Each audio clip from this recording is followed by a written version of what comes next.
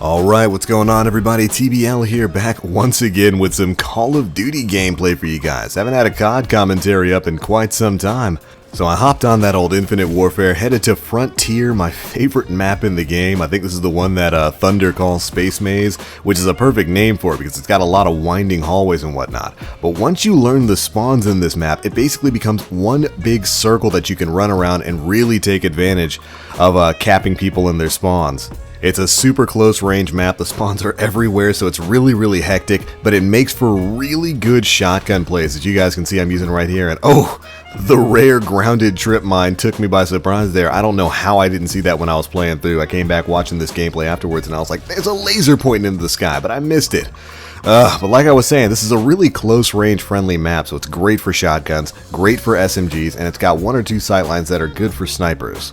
So whenever I come to this map, I just throw on my shotgun class for maximum hipfire accuracy and I just run around non-stop. It's a lot of fun. Using that old Rack 9 Lance here, which is a legendary variant of the Rack 9 that, in my opinion, is probably the best version of this gun.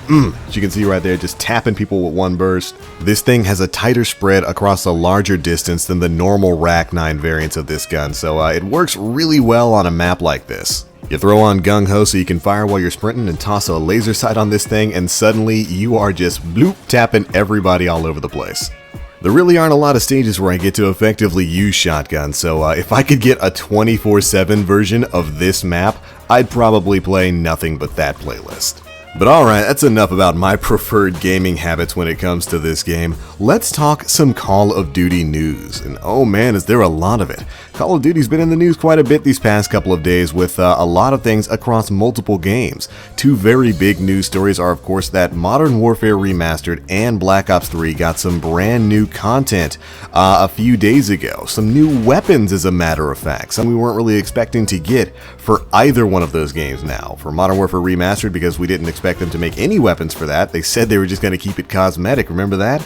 And for Black Ops 3 because that game's over a year old now. So we just weren't really expecting the development for it to continue, although I'm very glad that it is. First up for Black Ops 3, we have the return of the legendary PPSH submachine gun, as well as the M16 burst assault rifle, coming into the fold as supply drop weapons in Black Ops 3. I was not expecting that. These are both classic guns from previous Treyarch games, and I'm excited to see them back in the game. I'm still bummed that the only way to get stuff in Black Ops 3 is supply drops. I still only have like maybe 2 supply drop weapons after a year of playing that game.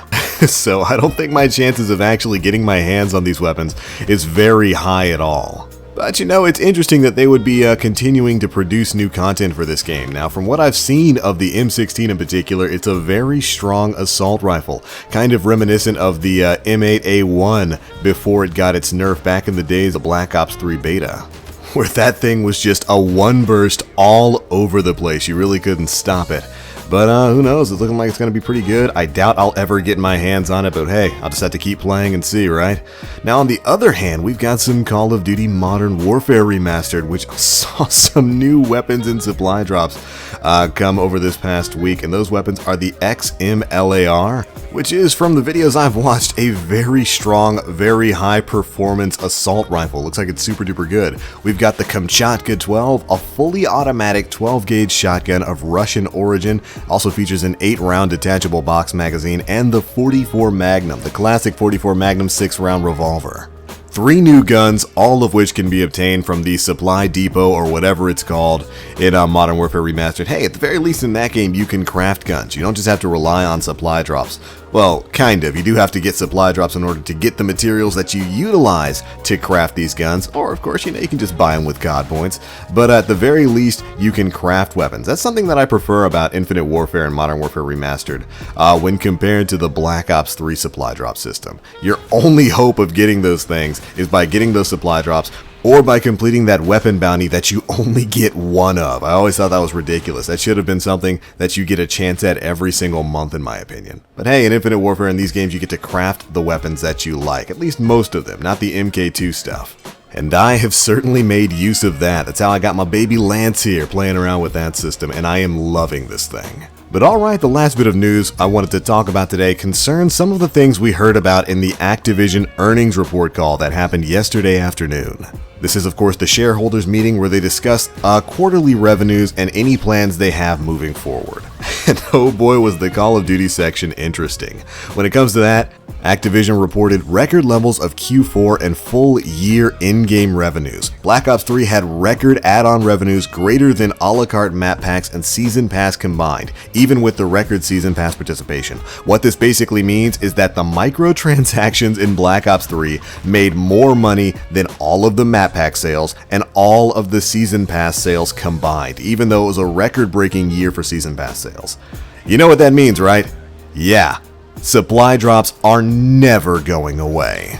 I've told you guys once, I've told you 1,000 times, they've made way too much money way too quickly for Activision, and they're going to be a thing moving forward.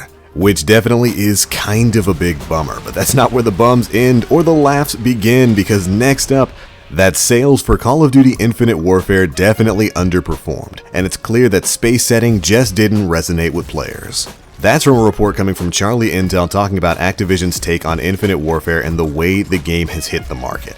And it's definitely no surprise, we knew the sales numbers for Infinite Warfare were definitely beneath those of Black Ops 3, but on a brighter, funnier note, it was still the top-selling game of 2016 by far. Showing that even with a lackluster entry like Infinite Warfare, players still come out in droves for Call of Duty. But it definitely looks like Activision noticed the way this game was received and hopefully will be taking some of those lessons and applying them to COD in the future.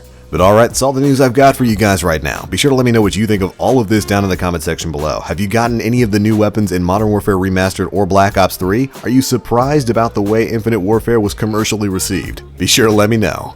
But that's going to be it for this one, guys. Thanks so much for watching, and as always, I am the Black Link.